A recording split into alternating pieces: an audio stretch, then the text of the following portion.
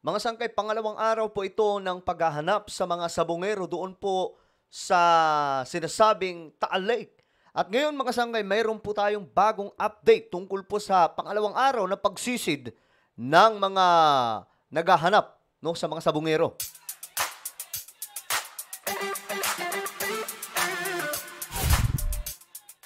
Hello guys, what's up? This is me. I'm back for another vlog. At ito na nga mga sangkay, magbibigay po tayo ng update ngayon regarding po dito sa sinasabing pangalawang araw na operasyon para po hanapin mga sangkay itong mga sabongero. Bagamat hindi na po silang matatagpo ang buhay mga sangkay, pero at least man lang makita po yung siguro mga buto, mga sangkay, mga kalansay, makita po kung nasaan mang lokasyon. Kahapon, ang update, meron na nga pong nahanap na mga buto. Pero syempre, may forensic examination pa pong gagawin dyan, mga sangkay, ang authorities natin. At titingnan kung ito nga ba talaga ay legit. Kung ito ay legit na tao, mga sangkay, o baka naman mga bulalo lamang. Mga ng bulalo lamang po yun. Kasi, yun ang sinasabi ng mga netizens. Pero, ito po yung, kumbaga, update natin ngayon mga sangkay. Meron daw kasing nahanap na naman. Well, alamin po natin. But anyway, before we start guys, paki-subscribe po muna yung ating YouTube channel. Tayo po ay 1.52 million subscribers na. Kung gusto nyong updated kayo lagi sa mga pinag-uusapan natin dito, i-click nyo lamang po yung subscribe na makikita po sa baba ng video na to. I-click nyo po yung bell at i-click nyo po yung all. Sa mga nanonood po sa Facebook, i-follow nyo po yung ating Facebook page. Okay. Ito na mga sangkay, tingnan po natin. Ito kasi yung update kanina. Second diving operation sinimulan na ng technical divers ng Philippine Coast Guard. So mga expert po itong nagsasagawa mga sangkay. Ang kanilang ikalawang diving operation sa Taal Lake. Alas 2 ng hapon ngayong Biyernes, July 11, kaugnay ito sa paghahanap sa mga nawawalang sabongero. So ayan, makikita po ninyo, ito po ay mga eksperto. Ayan. Mga eksperto po ito sa pagsisid mga sangkay. Hindi ko alam kung gaano kalalim itong Taal Lake, pero ang sigurado po tayo, napakalawak po niyan. Ito po sila. Sila po yung, ito ay mano-mano po muna mga sangkay na paghahanap. At may mga kaunti namang mga teknolohiya ang Pilipinas na pwedeng magamit. Pero ang kaabang-abang dito, yung mga gagamiting mga technology from Japan. Ayan. Sila po mga sangkay yung sumisisi dyan. So yan yung update. Ngayon, ito yung pumasok na balita. Ngayon lamang. Kakapasok lang. May 2 sako na kumpirmadong nakuha ang Philippine Coast Guard sa ilalim ng Taal Lake ngayong araw, July 11. Ayon sa PCG, ang unang ulat na may 4 na nakitang sako ay dahil sa unang beses na mag-dive ang PCG ay hindi masyadong nalapitan ang mga sako. Sa pag-retrieve na nila nakumpirma kung ilan talaga ang bilang neto. So ngayon mga sangkay, hawak daw ng SOCO ang mga nakuhang sako sa ilalim na ito, at dadaan po ito mga sangkay sa forensic investigation or examination. Titignan pong mabuti kung ano po ang nilalaman po niyan mga sangkay, kung ito nga ba talaga ay buto ng tao. Kapag buto po ito ng tao, alam nyo na po mga sangkay na siguro ito ay, iyon na yun, yung sinasabi ni alias Totoy, Ayan, ito po mga sangkay, since may nakita na, ito po yung SOCO. Nagdatingan po doon.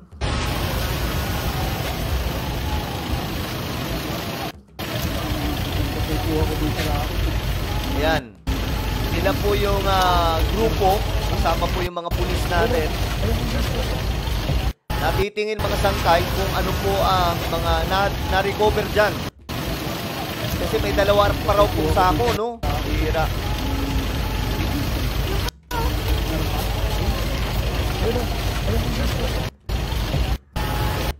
Okay, ito may drone din po, May drone camera dito mga sangkay.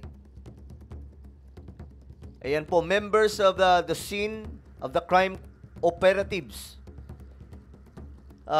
Dala-dala daw po, ayan, 3 bags, body bags recovered. Ito yon. So, nilagay na po nila mga sangkay sa bag. Ayan. Nilagay na po dito yung mga na-recover na mga sinasabing sako-sako mga sangkay para po, syempre, ibabalot po nila yan na maayos para safety po at mapag-aralan po mabuti kung ito nga ba talaga ay legit. Para wala po talagang makalusot mga sangkay kung ano man. Ayan po, hawak na po nila. So, grabe itong ginagawa pala ngayon mga sangkay, no? Napaghahanap. Ayan. Kawawa naman ito mga sabungero na to. May sinasabi sila mga sangkay na kaya daw po pinapatumba yun kasi nanggugulo daw po sa isabong. Pero kahit anong gawin pa dun, hindi pa rin po tama na itumba nila yung isang tao. Ayan, no? Coast Guard.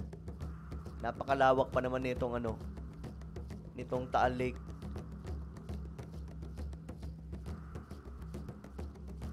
Ayan. Ito ata yung mga kaanak, mga sangkay. Ito yung mga kaanak nila.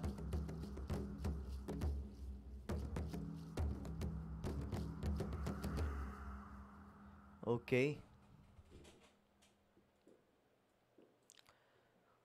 So, ito yung ikalawang search dive operation ng PCG. Tingnan po natin itong video.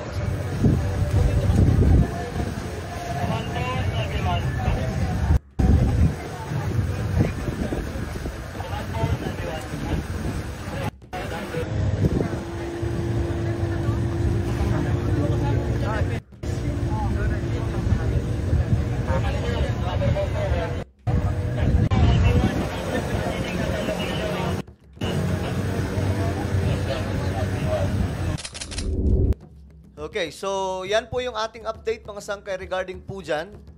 I hope na maano natin, no? Makita na po talaga yung kung ano man po ang katotohanan tungkol dyan mga sangkay. Kasi nga po marami pong pamilya talaga ang dapat mabigyan po ng linaw at mabigyan po ng hustisya mga sangkay. No, maraming mga pamilya ang nag-aabang ngayon na marisolba ito. Kasi alam nyo, kahit ako napapaisip paano po ito humantong mga sangkay sa ganitong karaming mga tao. Hindi po pwede itong baliwalain mga sangkay. Kasi alam nyo, legit po talaga na nawawala. Kasi ilang taon na mula ngayon, wala mga sangkay. No? Wala pong mga lumilitaw na mga hinahanap na tao. Sabay-sabay mga sangkay, mga sabungero. Ngayon, hindi po ito tanim buto mga sangkay gaya ng iniisip ng iba dahil labas po ang politika dito. Ito po ay patungkol mga sangkay sa mga, ayun, may tinuturo naman pong tao mga sangkay na nasa likod di umano nitong mga